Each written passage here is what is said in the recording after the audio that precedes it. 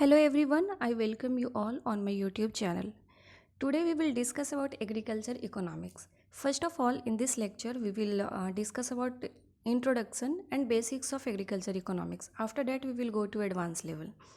This entire session will be very helpful for all your examinations like AFO, NABARD, IFCO, FCI and any other examination which is related to agriculture. Okay then let's move forward और हम लोग बात करते हैं सबसे पहले general introduction की। तो सबसे पहले क्या ध्यान रखना है कि ये जो इकोनॉमिक्स वर्ड है उसका ओरिजिन क्या है। तो ये ग्रीक ओरिजिन है, मतलब और ये जो वर्ड निकाला गया है ओइकोनोमिया। ओइकोनोमिया एक ग्रीक वर्ड है जिससे हमारा इकोनॉमिक्स निकल के आया है। ओइकोस का जो मीनिंग होता है वो होता है हाउस होल्ड एंड नोमस का मीनिंग जो होता है वो होता है मैनेजमेंट। मीन्स हाउस होल्ड के मैनेजमेंट को इकोनॉमिक्स बोलते हैं। पहले तो ये कॉन्सेप्ट था कि हाउस होल्ड के मैनेजमेंट को इकोनॉमिक्स बोलते हैं, बट अभी का जो सिनेरियो है उसमें ये चेंज हो चुका है। अब इकोनॉमिक्स हम एक फार्म लेवल पे, उसके बाद डिस्ट्रिक्ट लेवल पे, स्टेट लेवल पे, कंट्री लेवल पे, इनफैक्ट ग्लोबल लेवल पे देखते हैं। ठीक है, जो हमारे फादर ऑफ मॉडर्न इकोनॉमिक्स हैं वो एडम स्मिथ को मानते हैं। तो इसको भी आप याद रखिएगा, नाम ये बहुत ही इंपॉर्टेंट है। Adam Smith is the father of economics. Economics is basically what it is, it can be defined as arts and science, but being the science student we will discuss like science. It is a science that deals with production, distribution and consumption of goods as well as services. Okay, let's move forward. what are the important theories which is related to economics? देखो इससे बहुत directly question आते हैं, इसीलिए मैंने ये वाला discuss किया है। हालांकि बहुत सारे ऐसे थ्योरी आएंगे और वो हम लोग वन बाय वन करेंगे डिस्कस। सबसे पहले ये है जो कुछ वन लाइनर्स हैं जो कि आपको सीधे सीधे क्वेश्चन में देखने को मिल जाता है।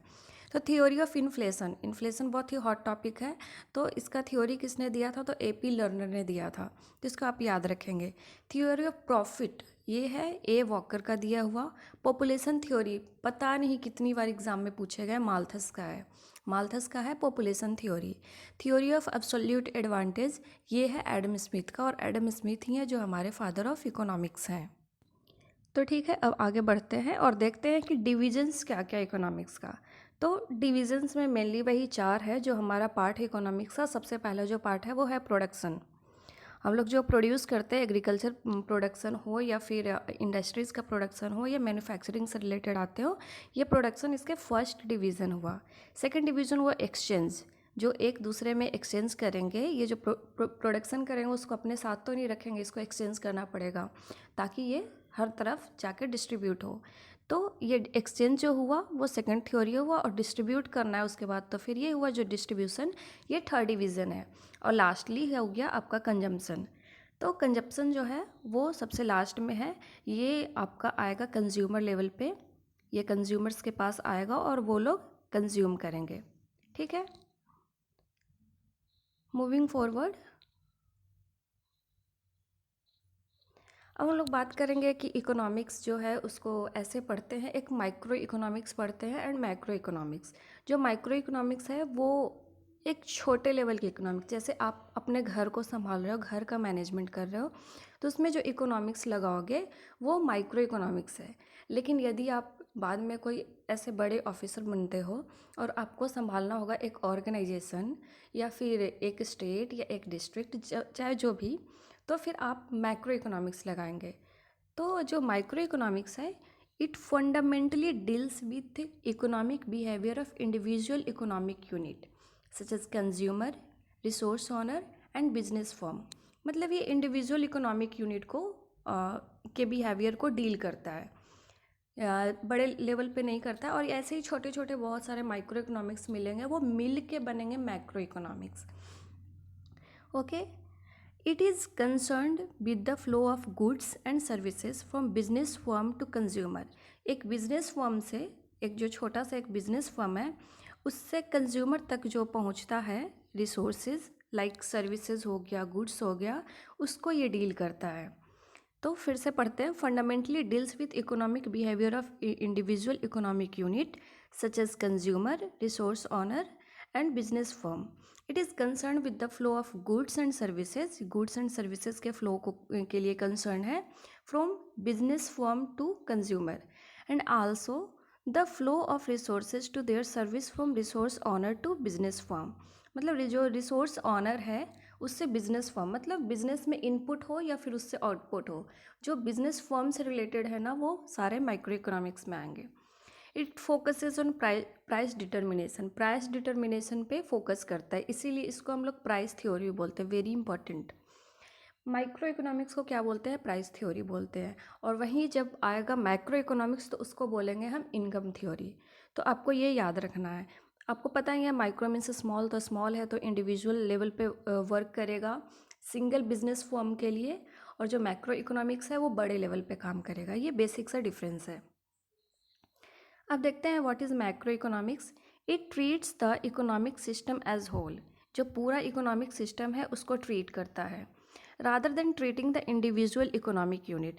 मतलब उसमें क्या था माइक्रो में कि इंडिविजुअल इकोनॉमिक यूनिट को ट्रीट करता है, लेकिन अभी ये जो पूरे सिस्टम है इकोनॉमिक सिस्टम को एक साथ ये ट्रीट करता है, of which it is composed. Okay. It is also called income theory, मैंने पहले ही बताया, और ये फिर से बहुत इंपॉर्टेंट होता है. Micro economics is price theory and macro economics is income theory.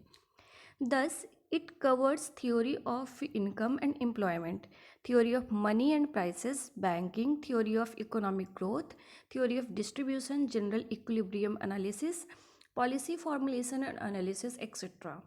तो आप देख लो, ये जो बैंकिंग जितने आते हैं, बैंकिंग हुआ, इकोनॉमिक ग्रोथ की जो थ्योरीज हुई, ये सारे मैक्रो इकोनॉमिक्स में आएंगे. ये बड़े लेवल पे पूरे सिस्टम को ये ट्रीट करने लग गया है, तो इसको हम लोग बोलेंगे मैक्रो इकोनॉमिक्स. आई होप कि ये क्लियर है. यदि आपको कहीं भी परेशानी होती है तो आप कमेंट बॉक्स में डालो, मैं कमेंट लूँगी यदि कोई प्रॉब्लम हुई या फिर समझने में कोई दिक्कत आ रही है तो. अब बात करेंगे कि what is goods and services. अभी ये जो क्लास है वो बेसिक्स का है, तो हम लोग गुड्स एंड सर्विसेज को देखेंगे, क्योंकि ये जो इकोनॉमिक्स है वो डील क्या कर रहा है, तो एक्सचेंज, डिस्ट्रीब्यूशन, कंजम्पशन, प्रोडक्शन, किसका? तो गुड्स का एंड सर्विसेज का. तो what is goods and what is services. First of all, goods का मतलब क्या है? The commodities that an individual use. कोई भी कॉमोडिटी जिसको आप यूज़ करते हो, लाइक अभी आप फ़ोन यूज़ कर रहे हो, ईयरफोन यूज़ कर रहे होगे, तो ये सारे जो कॉमोडिटी हैं ये गुड्स में आएंगे. गुड्स और commodities are almost always concrete material. ये क्या है? कॉन्क्रीट मटेरियल है जो कि जिसको आप छू सकते हैं, which is tangible item. That is house furniture and also your mobile phone, headphones, whatever I have told you earlier. After that services क्या है? It refers to work that a person may do. Like आप bank में जाते हैं, bank में आपने गए और बोले कि मुझे मेरा बैलेंस बता दो, वो आपको बैलेंस बताया, आपका काम हो गया. तो ये क्या मिला आपको? सर्विस. आपको फ़ायदा तो हुआ बट आपको कोई टेंजिबल गुड नहीं मिला, बस आपको सर्विस मिली. तो ये जो कोई पर्सन करता है तो इसको सर्विसेज बोलते हैं. जैसे कारपेंट्री हो गया, टेलरिंग हो गया, इंश्योरेंस एजेंट हो गया, ये सभी सर्विसेज है. आई होप कि ये क्लियर हो गया हो पॉइंट. अब गुड्स जो है इसको कई तरीके से डिफ़ाइन किया गया है. जैसे कुछ फ्री गुड्स होते हैं, इकोनॉमिक गुड्स होते हैं. दूसरे फैक्टर पे देखें तो कंजम्पशन गुड्स हो गए एंड कैपिटल गुड्स हो गए. फिर प्राइवेट गुड हो गए एंड पब्लिक गुड हो गए. चलो समझते हैं एक करके कि ये है क्या. तो first of all we will talk about free goods and economic goods. तो हम फ्री गुड की सबसे पहले बात कर लें. तो free goods that exist in such plenty that you can have as much as you like without any payment. मतलब आपको जितना चाहिए आप बिना कोई पेमेंट किए ले सकते हो, है ना. तो इसमें आपका क्या हो गया? एयर हो गया. अब एयर गुड्स तो है, आप सोचोगे कि टेंजिबल छू तो नहीं सकते. यार छू सकते हो. अब ये इसका डेंसिटी इतना कम है कि आपको पता नहीं चल रहा है कि हम छू रहे हैं. तो ये जो एयर हो गया, सनशाइन हो गया, ये सब जो ऐसे गुड्स हैं जो कि आपको मिल रहे हैं, आपको जितना चाहिए उतना मिल सकता है, बट आप उसको उसके लिए कुछ पे नहीं करते हो. ठीक है. इकोनॉमिक गुड्स क्या हो गया? इसका जस्ट अपोजिट होगा. फ्री है तो वो फ्री है. अब ये इकोनॉमिक है तो इसके लिए हमें पैसे देने पड़ेंगे. Those goods which are scarce, जो कि कम अमाउंट में है, and can be had only on payment. और उसको हम तभी ले सकते हैं जब उसके लिए कुछ पे करें, कुछ भी. They are limited in quantity, in होगा यहाँ पे. They are limited in quantity and are man made thing. और ये मैन मेड थिंग्स होते हैं. लाइक देखो, फूड हो गया, क्लॉथ हो गया, लैंड हो गया, हाउस होल्ड हो गया, हाउस हो गया, कैश हो गया, ये सारे मैनमेड हैं और इसको यदि हमें लेना है या ख़रीदना है तो इसके लिए हमें पेमेंट करना होगा। तो इसको हम लोग बोलेंगे इकोनॉमिक गुड। जहाँ पे इकोनॉमी कनेक्ट हो गई, पैसे का लेन देन हो गया, किसी भी चीज़ का जब एक्सचेंज हो गया तो फिर हम उसको बोलेंगे इकोनॉमिक गुड। क्लियर है? चलो आगे बढ़ते हैं। फिर है consumption good and capital good. ये देखो बहुत सारे अलग अलग बेसिस होते हैं क्लासिफिकेशन के। तो फर्स्ट बेसिस वो था free good and economic good वाला। जो सेकंड हम लोग बात कर रहे हैं वो है consumption good and capital goods की। ठीक है, तो कंजम्पशन गुड क्या है?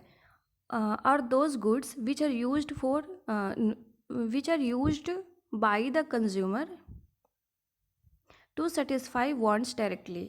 यदि आपके पास राइस रखा हुआ है, आप सीधा उसको लेते हो, उसको पकाते हो, खा लेते हो, मतलब डायरेक्टली आपने कंज्यूम कर लिया, तो कंजम्पशन गुड हो गया। आप मार्केट से लेके आते हो, जैसे क्लॉथ आप लेके आए घर, उसको डायरेक्ट उसको आपने पहन लिया, मतलब उसको आपने कंज्यूम कर लिया, तो ये डायरेक्ट कंजम्पशन गुड हो गया। एक होता है कैपिटल गुड। जैसे आप सीड लेके आए, फर्टिलाइज़र लेके आए, हम एग्रीकल्चर के टर्म में बात कर रहे हैं, तो या फिर कोई मशीनरी लेके आए, तो उसको आप डायरेक्ट क्या कंज्यूम करोगे? अब क्या मशीनरी करोगे क्या? तो उसको क्या करेंगे, हम उसको यूज़ करते हैं फर्दर प्रोडक्शन के लिए।